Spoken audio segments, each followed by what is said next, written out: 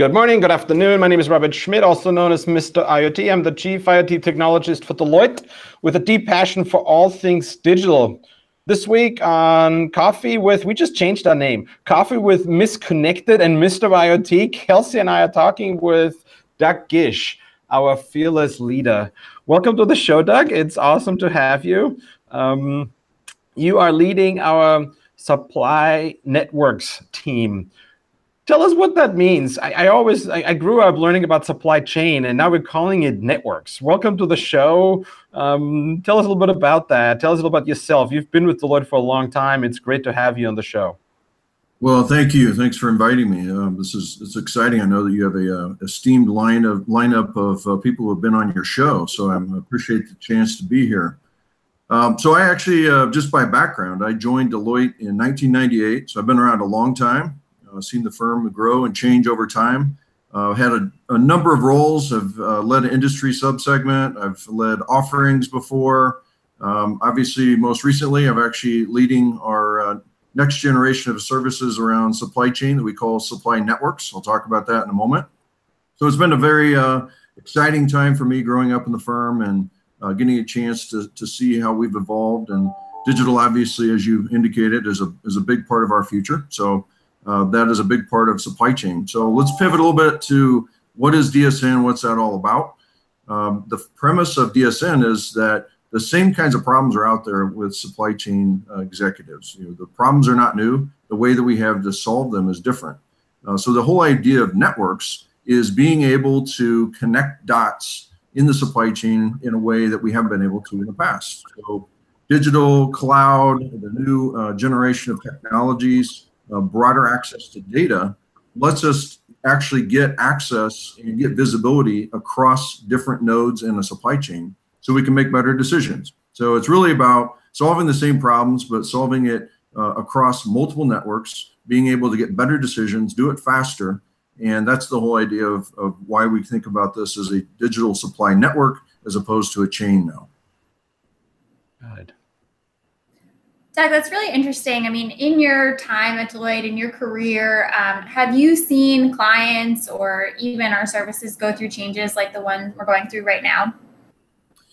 Yeah, I mean, I would say this is a pretty fundamental one. In my time at Deloitte, this is really the most transformational thing that we've done around a broad set of services. So as you are well aware, we're also changing some of the way that we organize ourselves in the market as well. So I would say all of that has been a lot of new capabilities, bringing things together that didn't used to be together, making it easier for us to work together in a more integrated manner.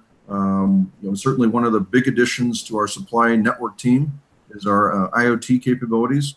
So Robert and the team have been fantastic addition to our team, and I got a smile out of them, so that's good. So it's been really fundamental. I would say a really different approach than I've seen in the past. It's exciting. It's fun. I think our staff and our people are energized. I know that our clients in the marketplace are reacting very well to the way that we're thinking about the next generation of supply chain problems and what we can do to help them solve it. So it's been a really, really exciting time for us. So I got to ask you something. Thanks, by the way, for the plug on IoT. You know how passionate I am about connecting things. I often say all things will be connected. But I want to ask you something sort of, I think back to my time when the first time I really grew up doing a lot of finance work. But then when I joined Activision, I started to work with the supply chain team. And I felt like the VP of supply chain was sort of one of the really hardy, down-to-earth, kind of like, just got to get stuff done kind of guy. And when I think of him, all I have to ask you is, the people you talk to, I mean, at the end of the day, we're still delivering real goods. There is nothing, I mean, it's not digital, or is it? And what is so different about digital that really changes the supply chain? Thinking of my hardy VP from Activision time. Yeah, no, look, I agree with you. I mean, we're not creating a new set of digital products necessarily out there. People are still going to go to the grocery store or order food. They want to get on an airplane. They want to drive their car. They want to go to Amazon and get parts or get home cleaners, whatever it might be. So the products are the products, And our business, really what's changing to me is that complex chain of events that we now would say is really part of a network, all the things that have to happen, whether you're planning for it, whether you're doing logistics for it, whether you're trying to move something in a warehouse, whether you're loading it on a truck, all of those things that happen in the network, those are still going to happen. And so those problems aren't going away. You're still going to move product around the world. What's different is the ability for us now to actually optimize how that work really happens. As you probably saw in your former world, a lot of the components of traditional supply chains are very siloed. So people will focus on planning material, and then they'll have a team that's focused on how do I move the material. And then they have a team on how do I get it in the warehouse. And there's a team that's worried about how do I get it on a truck. And what I believe is really different here is that we're starting to simultaneously solve all those problems at once. So we're looking at one common set of data. We're providing visibility. We're allowing people to make better decisions, but those decisions have a much broader scope than they would have in a traditional supply chain. So to me, it's really about optimizing the problems that have been there forever and that they're going to continue to be there around matching up supply and demand and being fast and efficient and responsive. Those are all the problems that aren't going away. We just have a lot better ways to solve for those problems with digital. And to me, that's really the fundamental difference that we have out there today. But I mean, Robert, your comment, I think, is really well founded, right? We have these perceptions of what a supply chain leader is or was or, used to be or used to have that job role. And then, Doug, you're talking about all of these different silos that really have to come together to create a network. So in your experience, what does that leader of the future look like? What sort of capabilities do they need to have? What sort of experiences do they need to have under their belt to be really effective in the future of supply chain? Yeah, it's a great question. I think it is someone who is a natural integrator. I would say a fundamental capability that we have as a team, as the people on this team, it is around integration. How do I think about connecting things together in a way that makes sense to solve problems? And so sometimes it's digital, sometimes it's not, but digital, data, cloud, IoT, all of these capabilities, when brought together properly, let us connect those dots and let us be better integrators. So I'd say that's a really fundamental attribute. I think it's also the future leaders in supply chain have to be very cross-functionally oriented. They have to be able to go engage the finance organization and understand what drives the decision-making around financial decisions in the company. Be able to speak the language of the finance team when they're trying to make value cases for the investments of the great technology that we know is out there.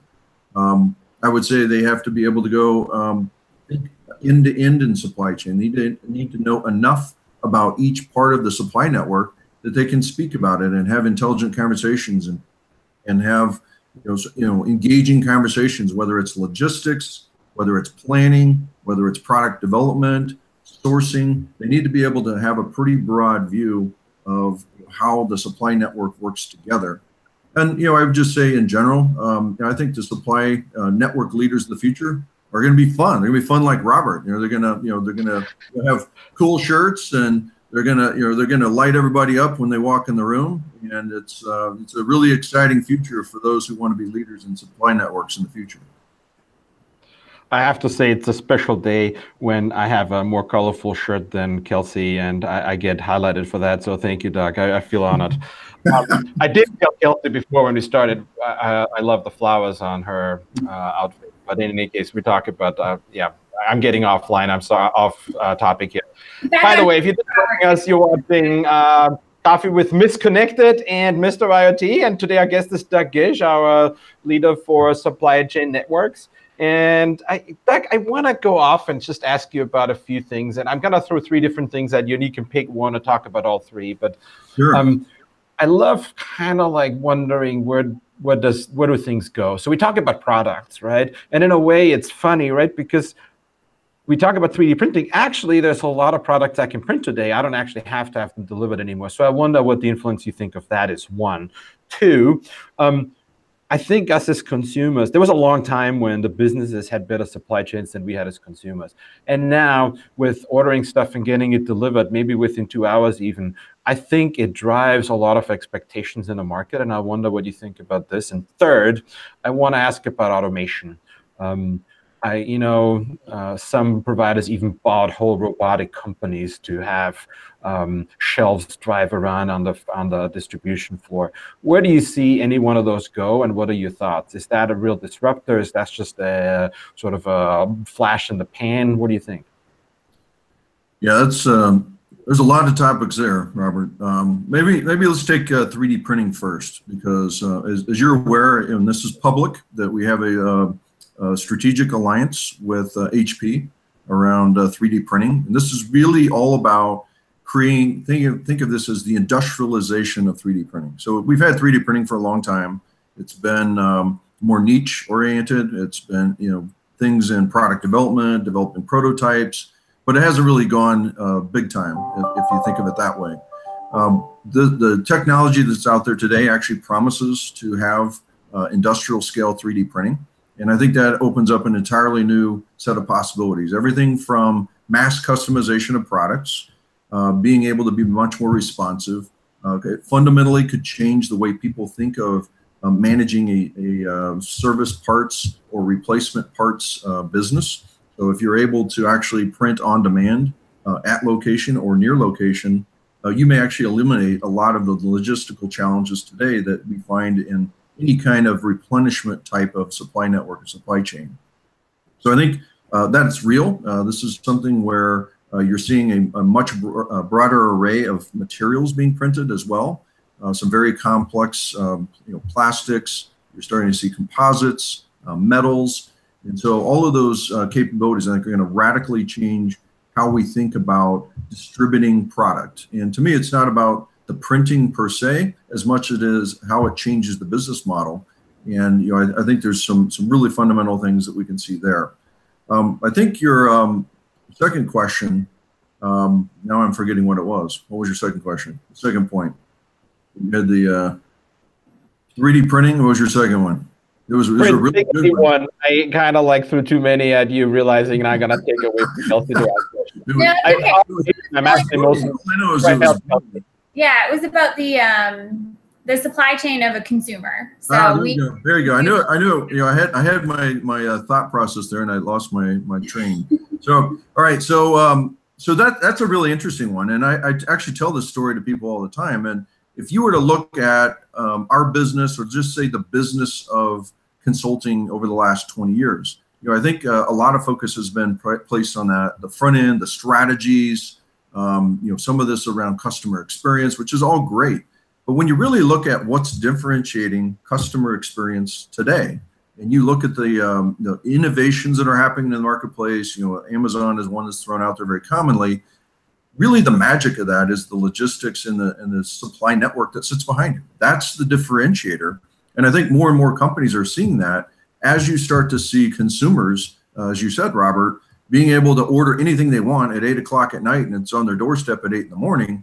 That's pretty impressive as they go into their business environment, and then talk to somebody who's in a B2B situation with them, and they say, hey, it's going to be 18 weeks for that to be delivered. That's just not an acceptable response. And so I think you'll see a lot of the consumer-driven expectations bleeding over into business expectations. And then all those companies are going to have to adjust the response times, how they actually satisfy that shorter time window, better variety, different options on how they have things delivered. So I really see that as a major change in how companies are going to do business. And again, I would say, our time as supply network practitioners and people that enable these kinds of solutions, our time has arrived, because that's really the secret sauce for companies to compete in the future. I think your last question was around the automation in facilities. I think that's something that's going to continue to evolve over time.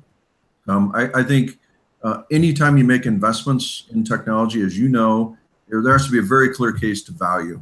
And I think as you start to look at some of these more narrowly focused technologies, individual companies are going to find value in those just based on their own operations. But I would say the ones that are going to really flourish are the ones that just have disordinate or inordinate value to companies. And so unlocking the potential to get away from having warehouses, right? Having 3D printing just eliminate the need for 50% of your warehouses, that's going to have a lot more impact than being able to just automate an existing warehouse operation. So I think you'll see, these mega technology changes that are going to really fundamentally change the supply network. And then you'll continue to see some evolution of technologies that help us with more traditional productivity, efficiency, things like that. So, and kind of going back to the second question, Doug, that you answered, and really around it, it's interesting to think about what you said with consumers driving B2B behavior. Because if you think about the adoption rate of consumers with technology, be it, our own mobility, the way we buy goods, the way we have expectations, but then those same consumers go into their job function and have a very different level of technology, automation, expectations. I know we do work in supply chain, but what is your advice on how to get the rest of the organization, or even the supply chain organization, just more tech savvy as they go forward in their job roles? Yeah. No, I think this is a really big deal. I mean, you're certainly aware of some of the research that's been done around future of work and how practices are going to change, expectations, capabilities, just how people do their jobs is going to change a lot.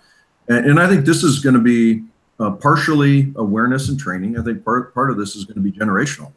And so I certainly know, my kids have grown up in a world where all they know is the interaction through the world of a smartphone.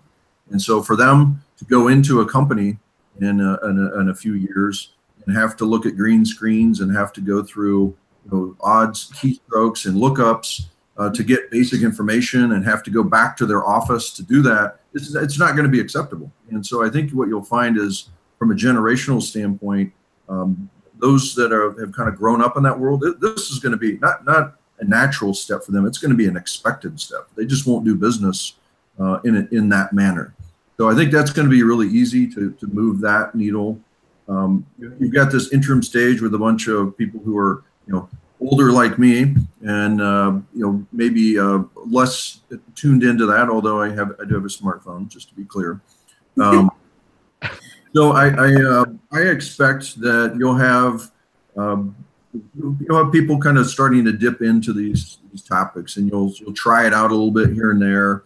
Get comfortable with it. I remember not that long ago when we had a corporate voicemail, right, where we had to dial in and get to their voicemail, listen to their voicemails, and lo and behold, that didn't take but about a year or so to lose that, and we broke the bonds of that. So I expect the same things are going to happen here, where people will become much more comfortable with mobile device management, being able to secure data so that we can actually do business outside of our offices, using our own independent smartphones and devices. So I just think that's going to be a natural evolution. As I said, I think the younger people in the market today on our team, this is easy. This is expected for them. And so everybody else just has to catch up, I guess. So Doug, thanks for this. I love how you talk about the change of technology. I left Deloitte for 10 years, as you guys know, and came back. And I remember when I left, most of the leadership announcements came through voicemail, and it was like that daily thing where you dialed into voicemail and listened to someone give you some announcement. I'm glad those days are over. Now everything has moved to email. And I sort of feel like my kids, they've moved on to some even more immediate things. They are in Facebook versions of what goes on in business. So I wonder when we go there. But I actually have a personal question for you. I'm curious, you talked about your kids. We have a lot of people who also watch who are from the practice and like to know, how old are your kids? Do you mind sharing? Yeah, no, I'm happy to. So I have 3 kids. My oldest is 21, going on 22. And so he actually goes to an engineering school called Rose-Hulman. I didn't know much about Rose-Hulman either, but he went to be an engineer and to play football. And so it's a fantastic engineering school, really, really hard. He's actually working this summer at a aerospace company down in Wichita, Kansas. My middle son is 19. He's an industrial engineer at Kansas State. So he's actually following in his dad's footsteps there. Really enjoying that. He's got a internship with a logistics company this summer. So he's actually getting to do a little bit of traveling. So he thinks that's pretty cool. Get on a plane and travel like the consultants do, I guess. And then my daughter is going to be a junior in high school, which is hard to believe. And so she's I don't think she's going to go down the engineering path, although I still haven't given up on that one. So great family, and my beautiful wife and I have been married now. This summer we'll be married 25 years. So we're actually going to be going to Italy and having a really nice, almost 2-week vacation, enjoying Italy and Slovenia. So it should be a great summer. That's Kelsey, great. are you speechless? Yes, I'm still with you. Just pausing, soaking it all in. Dreaming of an Italian vacation someday. That sounds amazing. But this is great. So how do you think your kids and like your family life is impacted by IoT and connectedness? And I know you said some of the expectations with, even just getting information on your smartphone and getting it in a way that's you can grab an insight right away or grab a headline right away and move on. But anything else that you think they're really taking on, or as a family you're adopting just in your personal life that's relevant to IoT? Well, I would tell you that unfortunately, I told you that we were having this big event at my house this weekend, and my air conditioner went out. So it was an unexpected capital expense that if we had some predictive analytics, maybe I could have seen that coming. We'll work on that one next. But we did upgrade our new HVAC system so that I have it's a smart system, and I am can remotely adjust my temperature controls, and if there's a significant shift in temperature within a certain range, it'll give me notifications. And so just things like that where that just didn't exist. If you were looking back 15 years ago, that just was something that people dreamed about, just didn't really exist. It wasn't practical, and now it's just normal, right? It's not even a big deal. That wasn't even a big selling feature. It was just something that was part of the product. So I thought that was pretty cool. The other part that I would say is really neat for me is my middle son, who's doing an internship at this logistics company. He came home and was telling me about the project, and they've got a problem of trying to locate where they have a bunch of equipment. They got to track it. They got to be able to maintain it. They got to figure out what the status of that equipment is. And so they're looking at the kinds of solutions that we're out helping them, a lot of our clients deal with, right? Is how do I, sensorize my equipment so I know where it is? How do I create a unified catalog of what are all the assets that we have out there? What's the usage rate? What's the manufacturer? What's the condition? When was it last maintained? What are the next maintenance events that need to happen? How do I start to predict that? Be more proactive. So it's kind of cool when you're able to have a discussion with our IoT team, and then my son comes home and we're rattling off terms that 5 or 6 years ago I probably couldn't have spelled them. So it moves fast, and so it's exciting, I think, for him too, to be able to be out there doing things that you read about, you hear about in the news, and he's actually out there doing it. So it's kind of hitting close to home just because of that. That's very cool. That's very cool. We are about at the end of it. All I wanted to say was the thing that really always gets me on these shifts is what actually the immediate thing is obvious often, right? It's like there's some value to be had here or there, but I often think of the idea of self-driving cars. And when I think of self-driving cars, yes, I can see why this is convenient, but if you really think it out, why do you still need parking, right? Why do you still, what about traffic lights? What are traffic lights for? Such fundamental things change. And so what I'm trying to figure out is, what does IoT mean for supply chain, and what's going to be those fundamental changes that are going to come our way? So with that, I want to say thank you, Doug. Thank you, Kelsey. It was great to having you. We are coming to the end of the show. Doug, is there anything I forgot to ask you? Anything you want to add to close? No, I would just say that it's a super exciting time, as I mentioned before. I think our team is energized. I think the marketplace is very energized. We're having lots of conversations with executives who are grappling with all the problems that we're talking about, how to bring next generation technologies to solve old problems, do it in a better, faster way. And so I think it's a fantastic time to be part of our team and to be a professional in the world of supply networks and anywhere where you're working these days. So it's a great time to be who we are. Awesome. Doug, thank you so much. Please join us again next Friday at 9 a.m. Pacific, noon Eastern for another coffee with Miss Connected and Mr. IoT. And by the way, if you missed any part, look at Kelsey smiling when I say the new name. You like it, don't you? I'll take it. I'll take it. You're not sure? Okay, we can keep changing it. It's not a big deal. And if you missed any part of today's conversation or you want to watch any past episodes, please go on YouTube. I actually counted, Kelsey. Can you believe it? There's over 50 episodes now. It's kind of crazy how often we've done this. It's kind of fun. So thank you so much. Have a great Friday and have a great weekend. And I'll see you next week. Bye. Thanks. Thanks. Bye.